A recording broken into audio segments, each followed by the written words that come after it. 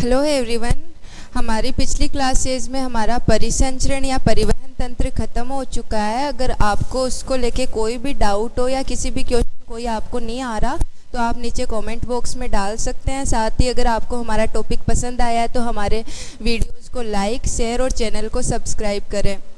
Live class के लिए नीचे कमेंट बॉक्स में आ रहा है तो उसके बारे में जब भी होगी आपको बता देंगे। अब हम शुरुआत करते हैं हमारे सेकंड टॉपिक की, जो है पाचन या पोषण। अब हम बात करें कि सबसे पहले तो जैसे डाइजेस्टिव सिस्टम यूज होता है, अगर हम पाचन की बात करें, ह्यूमन में बात करें तो पहला क्वेश्चन तो ये होता है कि आखिर हमें फूड की नीड क्यों है। मतलब जैसे हम फूड इनटेक कर रहे हैं या प्लांट्स फूड बना रहे हैं तो उसकी हमें नीड क्या है। तो पहला तो हमारा क्वेश्चन यही हो गया कि फूड की नीड क्या है। तो इसमें क्या होता है, फूड जो है वो हमें क्या देता है, एनर्जी देता है।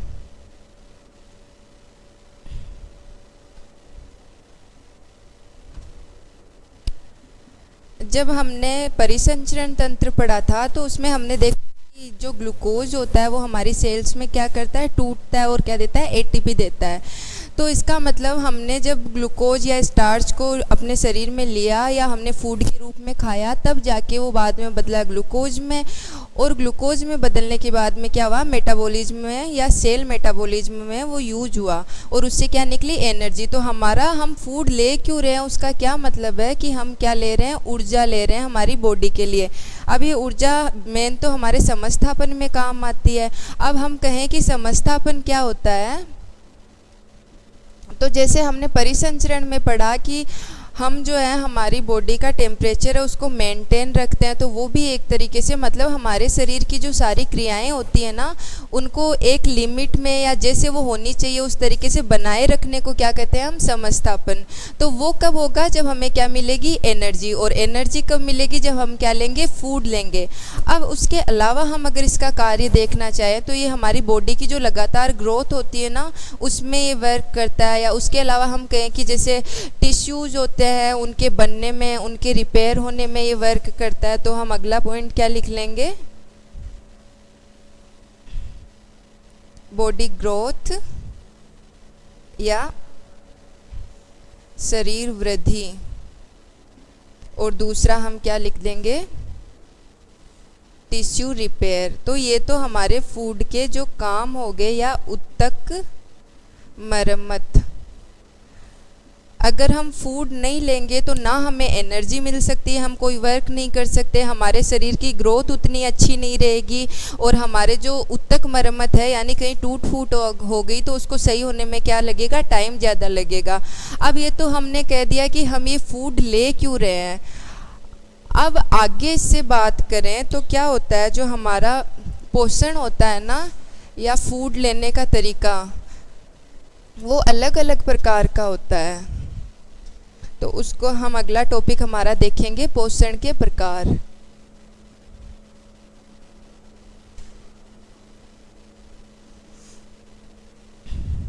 अब पोषण के प्रकार की बात करें तो जैसे इसके दो मेन टाइप होते हैं, पहला होता है स्वपोषी और दूसरा होता है परपोषी। अब हम प्लांट्स को हम सब लोग देखते हैं तो उनमें क्या होता है, हम उनको फूड इनटेक करते नहीं देख सकते। इसका मतलब वो अपना फूड क्या कर रहे हैं, खुद बना रहे हैं। तो जो अपना फूड खुद बनाते हैं उनको हम कहते हैं स्वपोषी, और जो अपना फूड दूसरे से गेन करते हैं, जैसे हम लोग सब्जियां वगैरह खाते हैं तो हम दूसरे से ले रहे हैं या प्लांट से ले रहे हैं, तो इनको हम कहते हैं परपोषी। तो यहाँ इसके कितने टाइप होते हैं, दो। पहला हमारा हो गया स्वपोषी और दूसरा हमारा हो गया परपोषी। अब हमने स्वपोषी के बारे में क्या कहा, अपना भोजन स्वयं बनाते हैं। हमारे कोर्स में जो इसके एग्जाम्पल दिए हुए हैं वो सिर्फ हमारे प्लांट्स और जो ग्रीन बैक्टीरियाज होते हैं ना या नील हरित जो शैवाल होते हैं उन्हीं के बारे में दिया हुआ है। तो हम यहाँ लिख लेंगे पादप व नील हरित शैवाल में पाया जाता है।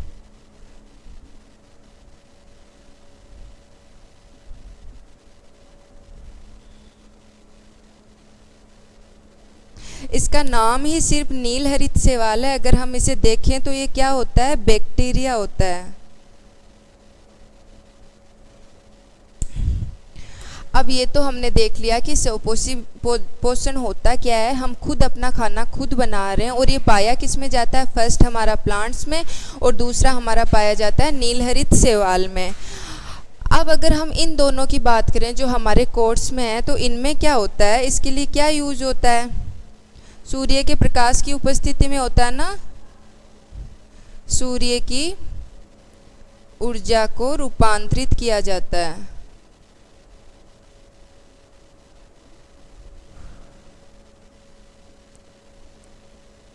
तो अगर हमें स्वपोषी पोषण के बारे में पूछा जाए तो इतना ही हमें लिखना है कि अपना भोजन खुद बनाते हैं, सूर्य की ऊर्जा का उपयोग करते हैं भोजन निर्माण में। और अगर हम इसके एग्जाम्पल लिखना चाहें तो वो हमारा हो जाएगा पादप और नीलहरित शैवाल। अब अगर हम परपोषी पोषण की बात करें तो इसका मतलब ये होता है पोषण के लिए दूसरों पर निर्भर। अब ये पोषण के लिए क्या है, दूसरों पर निर्भर है। जैसे हमने कहा हम जो हैं वो क्या कर रहे हैं, प्लांट से फूड ले रहे हैं, तो हम इन पे निर्भर है ना, तो ये अपना भोजन खुद नहीं बनाते। तो दूसरा पॉइंट हो गया, भोजन खुद नहीं बनाते। अब जो हमारे स्वपोषी है ना, उनको छोड़ के सारे क्या है, परपोषी। अब कई बार ऐसा आता है कि परपोषी के बारे में ऐसे पूछ लिया जाता है कि इनमें कौन कौन से, जैसे इसके भी अलग से प्रकार होते हैं, तो वो कौन कौन से होते हैं, तो उसके बारे में हम यहाँ पढ़ लेते हैं।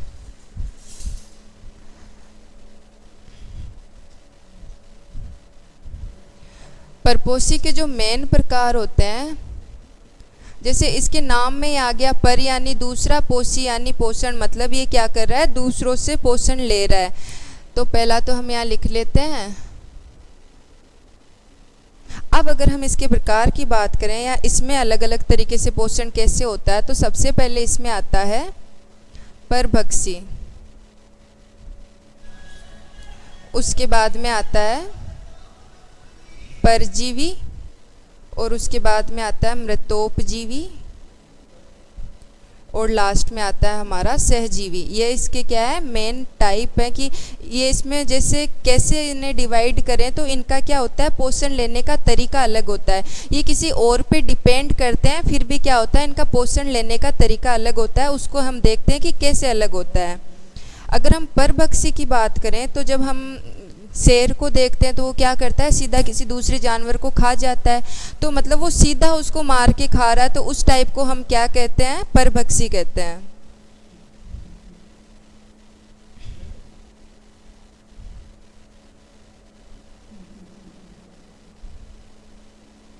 इसके एग्जाम्पल में हम शेर ही लिख लेंगे ताकि हमें याद रहे। अगर हम परजीवी की बात करें तो ये क्या होता है, ये अचानक से उसको नहीं मारते हैं, जैसे उसकी बॉडी का लगातार यूज कर रहे होते हैं, फिर धीरे धीरे क्या होती है, बॉडी कमज़ोर होती है और फिर उसके बाद में क्या होते हैं, हम मर जाते हैं। परजीवी कई प्रकार के होते हैं, उनके बारे में हमारे कोर्स में नहीं है, अभी हमें इतना ही देखना है कि ये होते क्या हैं।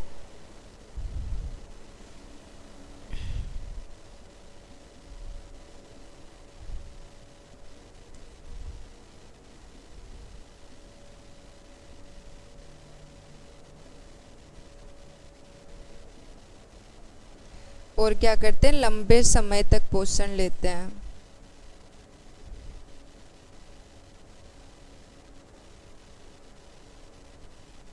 अब जिसके शरीर पर ये पाए जाते हैं ना, उसको हम क्या कहते हैं, उसको कहते हैं हम होस्ट। ठीक है। अब अगर हम मृतोपजीवी की बात करें तो हम देखते हैं कि कोई जीव मर जाता है तो क्या होता है, धीरे धीरे सड़ने लगता है। तो उसके सड़ने के लिए क्या होता है, कई प्रकार के जीवाणु, विषाणु नहीं कह सकते, जीवाणु वगैरह उसके शरीर पे पाए जाते हैं और वो धीरे धीरे क्या करते हैं, उसकी बॉडी को खा जाते हैं, अपने पोषण में यूज कर लेते हैं। मतलब मृतोपजीवी क्या होते हैं, वो होते हैं मृत जीवों को भोजन के रूप में लेते हैं।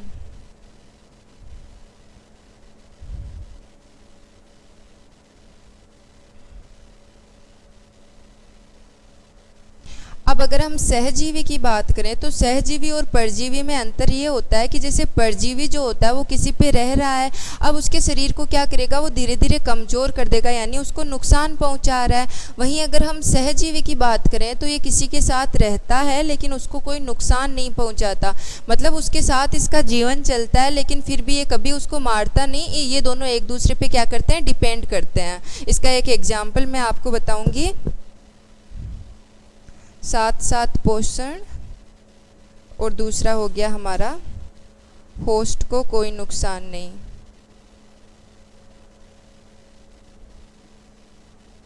जैसे जो प्लांट्स होते हैं उनकी रूट्स में क्या होता है, माइकोराइजा होता है ना, तो वो क्या करता है, प्लांट से पोषण लेता है और बदले में उसको क्या करता है, कुछ एलिमेंट्स उसके यूज के लिए जैसे नाइट्रेट नाइट्राइट वगैरह देता है। तो अब उसमें वो क्या कर रहा है, कोई उसको नुकसान नहीं पहुंचा रहा ना, वो खुद पोषण ले रहा है और उसकी ज़रूरत की चीज़ क्या कर रहा है, उसको प्लांट को दे रहा है। तो इसमें वो क्या है, एक दूसरे के सहजीवी है, मतलब उनको आपस में कोई नुकसान नहीं है, वो साथ साथ अपना जीवन यापन कर रहे हैं। इनको एक बार वापस देख लेते हैं इनके अंतर को। पहला हो गया हमारा परभक्षी, परभक्षी का मतलब होता है मार के खा जाना।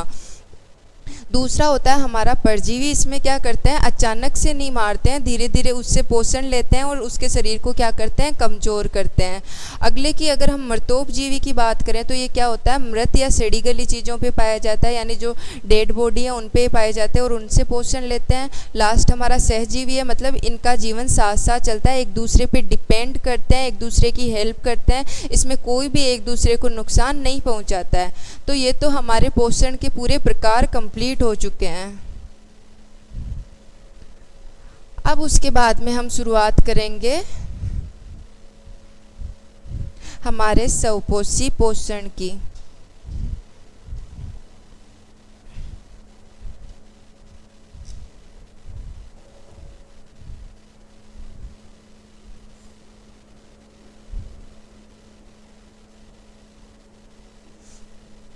स्वपोषी पोषण के बारे में हम पढ़ चुके हैं कि मतलब ये अपना फूड खुद बनाते हैं।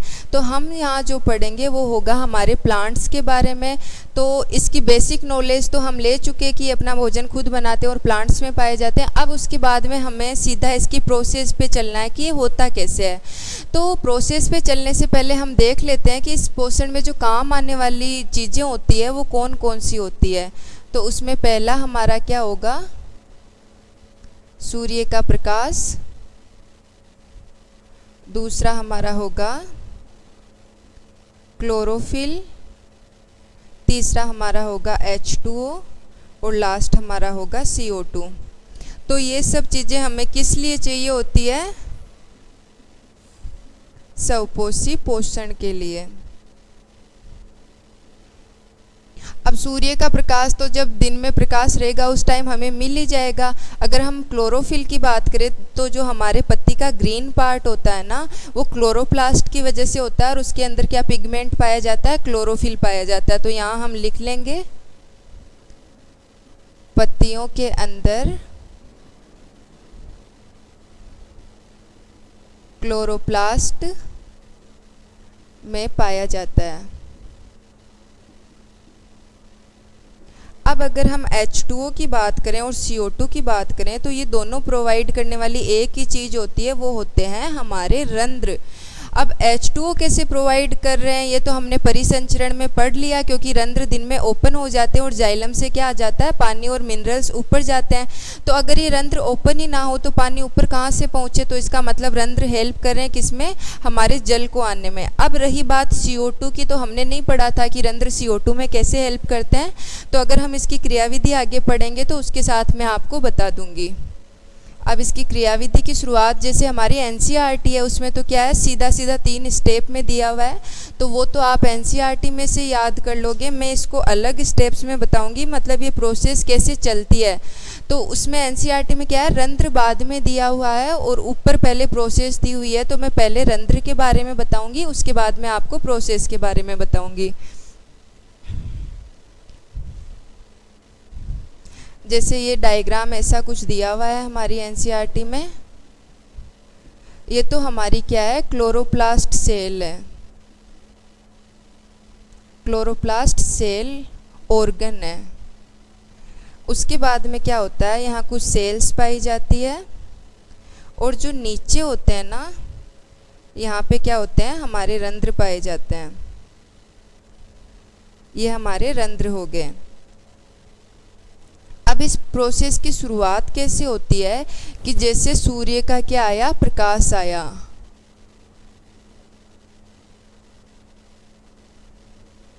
अब सूर्य का प्रकाश तो आ गया, उसने हमारे क्लोरोप्लास्ट को पेनिट्रेट कर दिया, हमारे क्लोरोफिल को पेनिट्रेट कर दिया। अब दिन के टाइम क्या होता है कि जो ये हमारे रंध्र होते हैं ना, ये क्या होते हैं, खुल जाते हैं। इसकी एक प्रोसेस है जो आपके कोर्स में नहीं है, लेकिन हमें सिर्फ इतना याद रखना है कि जो ये रंध्र होते हैं ना, वो दिन में खुल जाते हैं। तो अगर ये रंध्र दिन में खुल गए तो इसमें पहली प्रोसेस तो क्या होती है, हमने कहा वाष्पोत्सर्जन होता है। अब वाष्पोत्सर्जन हुआ तो क्या पहुंच गया, जाइलम से पानी। और दूसरा, अगर ये रंध्र खुल गए तो इससे CO2 भी तो अंदर जा सकती है ना। तो इस तरीके से रंध्र क्या करते हैं, CO2 के अंदर लाने के लिए गेट प्रोवाइड करते हैं। मतलब जिस टाइम वाष्पोत्सर्जन हो रहा होता है उस टाइम क्या होता है, CO2 गैस भी अंदर जा सकती है। तो अब हमें ये मिल गया कि जल मिल गया, हमें CO2 मिल गया, क्लोरोफिल हमारे पास पहले से था और सूर्य का प्रकाश मिल गया। तो हमें क्या हुआ, सारी चीज़ें मिल चुकी है। तो अब अगर हम इसे स्टेप में लिखना चाहे तो वो कैसे होगा।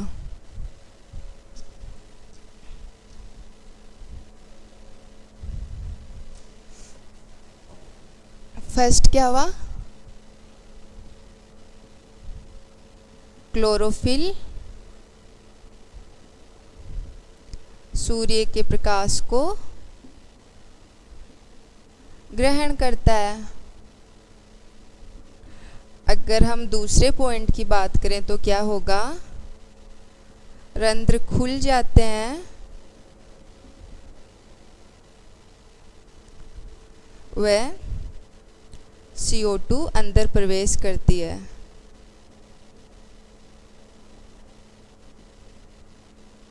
वहीं अगर हम लिखना चाहें तो थर्ड पॉइंट में क्या लिखेंगे,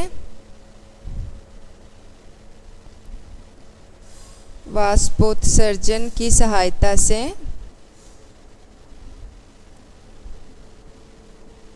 H2O प्रोवाइड करवाते हैं।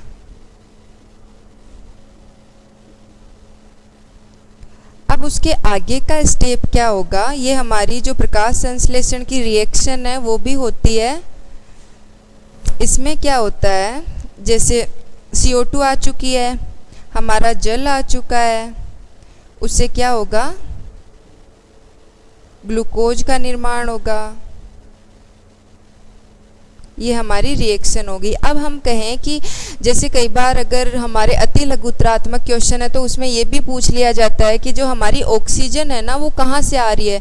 तो क्या होगा, जब सूर्य का प्रकाश आएगा ना तो हमारा ये जो जल है वो किस में टूटेगा, H++O2 में, सूर्य की प्रकाश की उपस्थिति में।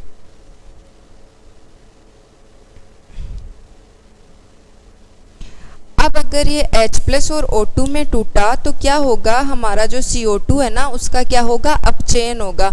अब अपचयन वाली ये जो प्रोसेस है वो आप अपनी केमिस्ट्री में इसी साल 10th में ही पढ़ लेंगे। तो मैं यहाँ सिर्फ इतना ही बताऊंगी कि अपचयन होगा। अब अपचयन के अगर मैं और ज़्यादा अच्छे से बताना चाहूँ तो अपचयन क्या होता है, अपचयन का मतलब होता है इलेक्ट्रॉन ग्रहण करना।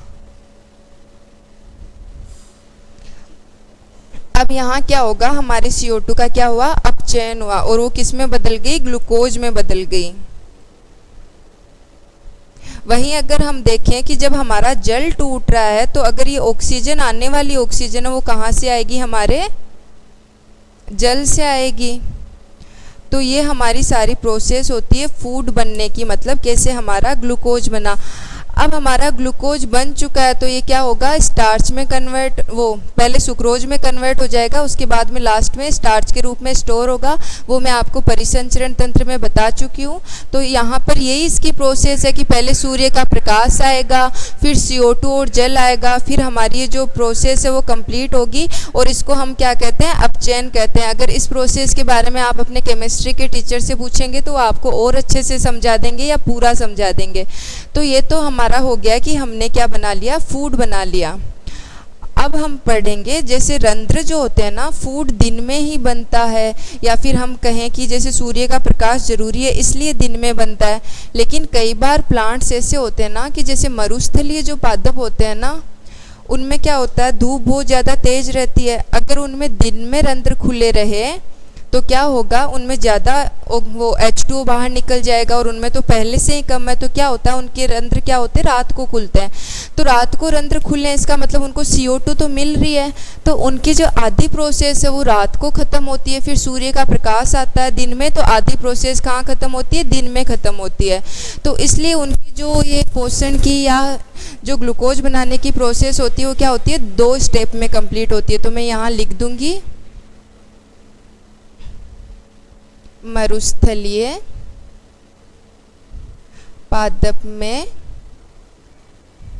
यह प्रक्रिया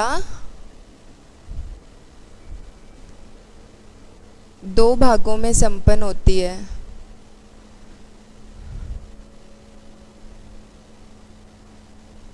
अब इसके अगर हम कारण लिखना चाहें तो क्या होता है, रंध्र रात्रि में खुलने वाले होते हैं।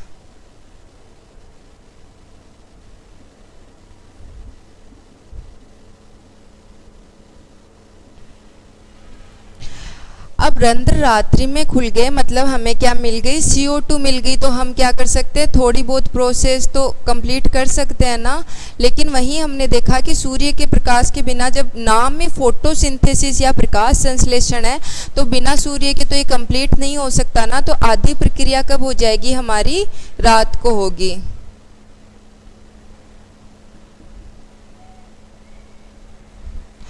अब क्या होगा, जब दिन में प्रकाश आएगा ना, यहाँ दूसरा रीजन लिख देते हैं, सूर्य के प्रकाश के बिना प्रकाश संश्लेषण संभव नहीं।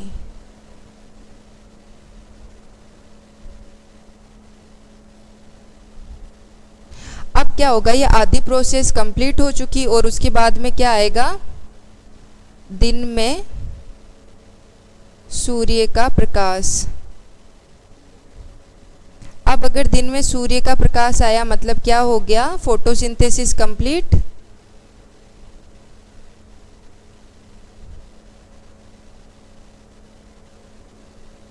और क्या बन गया हमारा, फूड। तो ये कहाँ, आधी प्रोसेस अब दिन में हो रही है ना। तो इसका मतलब हमारे एनसीईआरटी में पॉइंट दिया हुआ है, तो इसमें रीज़न क्या होगा दिन में और रात में दोनों टाइम होने का, क्योंकि इसके रंध्र जो होते हैं वो दिन में नहीं खुलते हैं। अब दिन में नहीं खुलने का कारण भी मैं यहाँ लिख देती हूँ। पहला तो हो गया कि दिन में नहीं खुलते हैं, दूसरा हो गया कि प्रकाश की भी उपस्थिति ज़रूरी है। तो जो CO2 वाली प्रोसेस है, मतलब हम CO2 इनटेक करें, उसके बाद में हम कोई क्या बनाएंगे, मिडल सब्सटेंस बनाएंगे, और फिर जब सुबह प्रकाश आएगा तो क्या करेगा, उसको हमारे फूड में चेंज कर देगा। अब रंध्रों के रात में ना खुलने का कारण क्या हो गया, या रंध्रों के दिन में ना खुलने का कारण,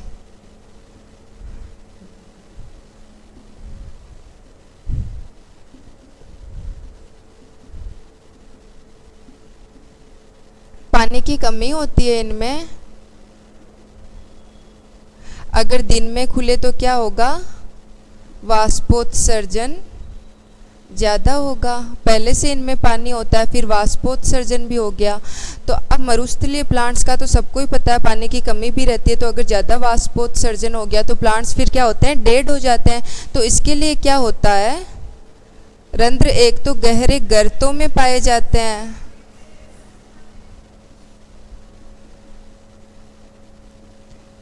और दूसरा क्या होता है, रात को खुलते हैं। क्यों, क्योंकि हमें क्या करना है, वाटर लॉस कम करना है। तो तो ये तो हमारा हो गया कि सौपोषी जो प्लांट्स होते हैं ना, उनमें भी अलग अलग तरीके से फोटोसिंथेसिस होता है। जो हमारे दिया हुआ है वो दो तरीके से दिया हुआ है। पहला जो प्लांट्स होते हैं उनमें, जिनमें दिन में रंध्र खुले रह सकते हैं ना, उनमें तो पूरा फूड क्या होगा, दिन में ही बन जाएगा। और उसकी प्रोसेस क्या होती है, पहला हमारा सूर्य का प्रकाश आया, CO2 आई, H2 आया, फिर सूर्य के प्रकाश की उपस्थिति में क्या होता है, ग्लूकोज का निर्माण हो जाता है। और ग्लूकोज के निर्माण में CO2 का क्या होता है, अपचयन होता है। और उसके बाद में इसको हम क्या करते हैं, या तो उसी टाइम यूज कर लेते हैं या क्या करते हैं, सुक्रोज में चेंज करके दूसरी जगहों पे पहुंचा देते हैं और लास्ट में क्या करते हैं, स्टार्च में बदल देते हैं इसको। अब अगर हम मरुस्थलीय पादपों की बात करें तो उसमें क्या होता है, वाष्पोत्सर्जन ज़्यादा होता है, प्लांट उसकी वजह से डेड हो सकता है। तो इसलिए हम क्या करते हैं, रंध्रों को दिन में ना खोल के क्या करते हैं, रात को खोलते हैं। तो रात को जब CO2 आ रही है तो आधी प्रोसेस हम रात को ही कंप्लीट कर सकते हैं। जब दिन में सूर्य का प्रकाश आएगा तो बाकी बची हुई आधी क्या करेंगे, हम दिन में कंप्लीट कर लेंगे। तो ये तो क्या हो गया, हमारे जो स्वपोषी पोषण है उसके बारे में हो गया। इसमें इतने ही क्वेश्चन आते हैं कि हमें पूछा जाता है कि पहला स्वपोषी पोषण पाया किस में जाता है, फिर दूसरा इसकी प्रोसेस के जो 3 स्टेप आपकी NCERT में दिए हुए हैं वो आते हैं। उसके बाद में मरुस्थलीय पादप के बारे में पूछा जा सकता है। अब अगर हम परपोषी पोषण की बात करें तो उसके प्रकार तो हम सब लोगों ने पढ़ लिए थे।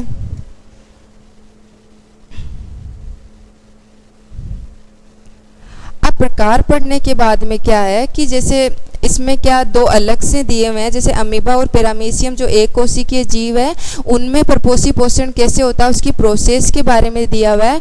तो इसको हम मानव में शुरू करने से पहले क्या करेंगे, अमीबा और पैरामीशियम में पढ़ लेंगे, उसके बाद में हम हमारा मानव का पूरा कंप्लीट पढ़ेंगे। यहाँ पे कुछ क्रियाकलाप भी दिए हुए हैं जो आपको 10th क्लास के साथ कंप्लीट करवा देंगे, वो हम यहाँ नहीं करवाएंगे क्योंकि एग्जाम में नहीं पूछे जाते और यहाँ हम दिखा भी नहीं सकते। तो परपोषी में हम पहले क्या पढ़ेंगे, अमीबा और पैरामीशियम के बारे में। जब आपके छोटे वाले क्वेश्चन आते हैं अति लघुत्रात्मक, तो उसमें ये भी पूछा जा सकता है कि 2 एक कोशिकीय जीवों के नाम बता दो। तो इसमें पहला पॉइंट तो हम यही लिख देंगे, ये दोनों क्या होते हैं, एक कोशिकीय होते हैं। पैरामीशियम भी क्या होता है, एक कोशिकीय। जब हम अमीबा की बात करें तो इसमें क्या होता है, इसकी जो एक कोशिकीय सेल, जैसे मैं यहाँ बना दूं, ये क्या इसका केंद्रक है।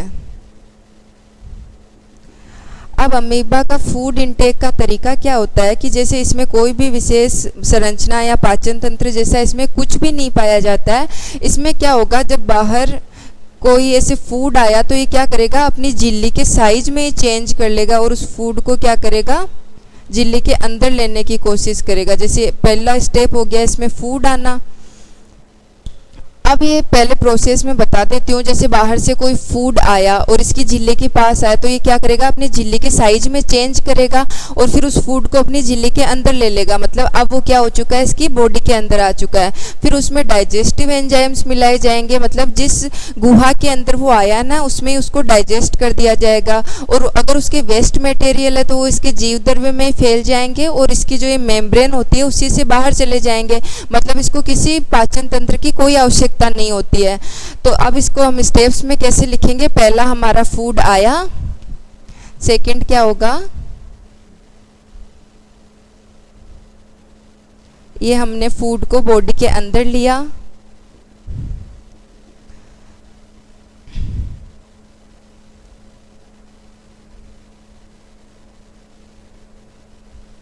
यहाँ पे क्या होगा, डाइजेशन। और अगर हम अगले स्टेप की बात करें तो इसकी झिल्ली से वेस्ट मटेरियल कहाँ चले जाएंगे, बाहर चले जाएंगे। अब इन्हीं के साथ हम लिख लेते हैं, पहला मेम्ब्रेन के पास फूड आया,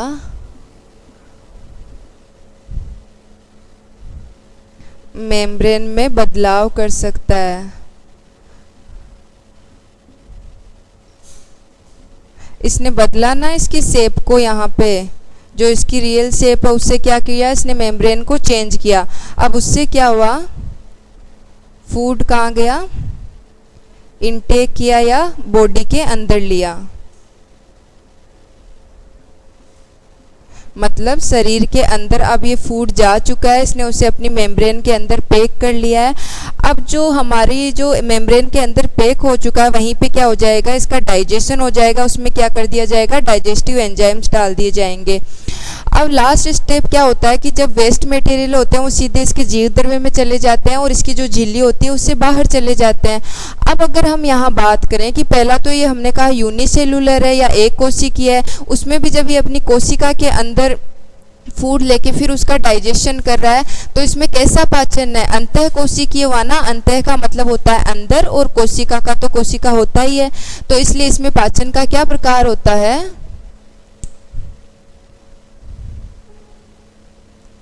अंतः कोशिकीय पाचन। ये तो हमारा अमीबा हो गया। फिर अगर हम पैरामीशियम की बात करें तो पैरामीशियम भी एक कोशिकीय जीव होता है, लेकिन अगर हम कहें कि ये अमीबा से कैसे चेंज है तो पैरामीशियम क्या करता है, अपनी साइज में कभी भी चेंज नहीं कर सकता। जैसे अमीबा ने तो अपनी मेम्ब्रेन की शेप में चेंज करके फूड को अंदर ले लिया, पैरामीशियम जो है वो निश्चित शेप और साइज का होता है, मतलब ये अपनी साइज और शेप में कोई चेंज नहीं कर सकता। तो पहला पॉइंट यही लिख लेंगे।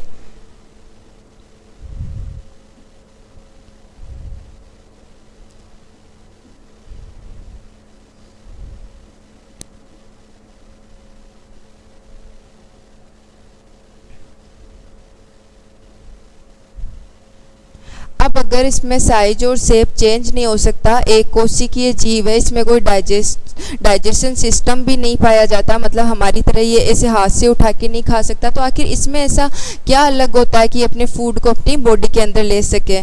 तो जैसे पैरामीशियम की मैं डायग्राम बनाऊं तो ये ऐसे शेप का होता है और इस पर क्या होता है, फ्लैजिला पाए जाते हैं।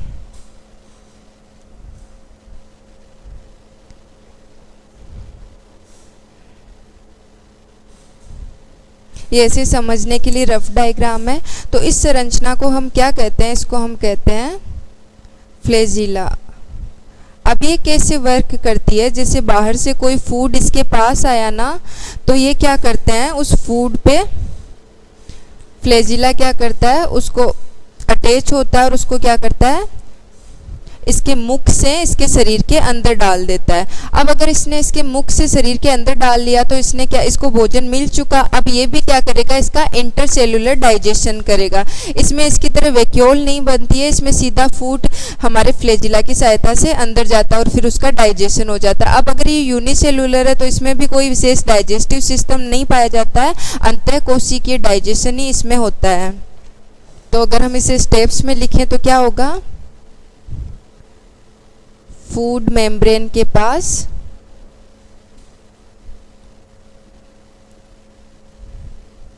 दूसरा हमारा हो जाएगा फ्लैजिला द्वारा इनटेक,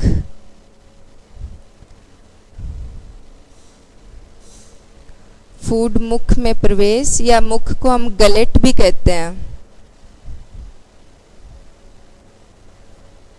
और लास्ट हमारा क्या होगा, डाइजेशन। तो ये तो इन दोनों की प्रोसेस है। अब जैसे हमने स्वपोषी और स्वपोषी के अलावा दो प्रकार के पोषण हमारी एनसीईआरटी में दिए हुए हैं उनके बारे में पढ़ लिया।